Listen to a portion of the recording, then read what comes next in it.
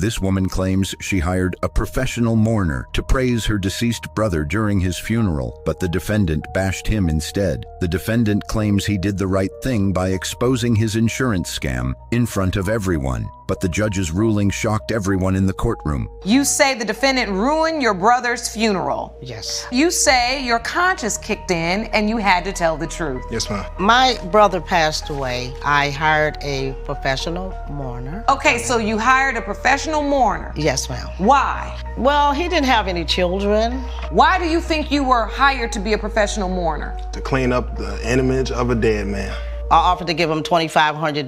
$2,500 to go cry at a funeral? Actually, to give a eulogy. You're an actor? Yes. Or had you been a mourner before? I had never been a mourner prior to this, Your Honor. I am what people would call broke, so I might take unusual jobs from time to time, but I'm not a criminal and I'm not a liar. You were hired to just go in there and hoot and holler, right? Not even. I was hired in there to speak highly of Mr. Arthur Gable. Did you get in there and do that? I got in there and I did that up until the eulogy. So then what happened? She pulled me to the side. We went in the side room real quick and she gave me a box. She said, these are his things, these are his valuables. Get familiar with them. What's the problem with that? You had been hired. As I went into the keepsake box, and she wanted me to talk about the good things, but it wasn't all good in this box here. But it wasn't It was your a business bunch to of say that. insurance policies One taken. at a time.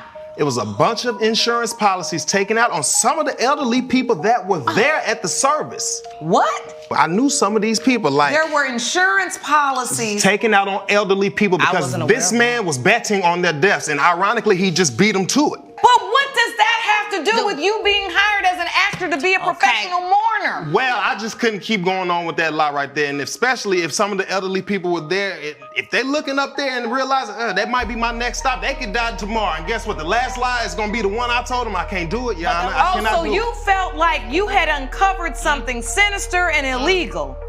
The people that he took policies out on, But they were all there. in the audience. They were there. But he's dead now, so what is it gonna do? Y'all are at the wrong funeral. Did you say, I'm gonna give you your money back because I'm not comfortable with this? I didn't say that. The acting part wasn't a lie. You acting like you knew him wasn't a lie enough. This was a lie on a lie. A double lie. Yes. A lie to the second power.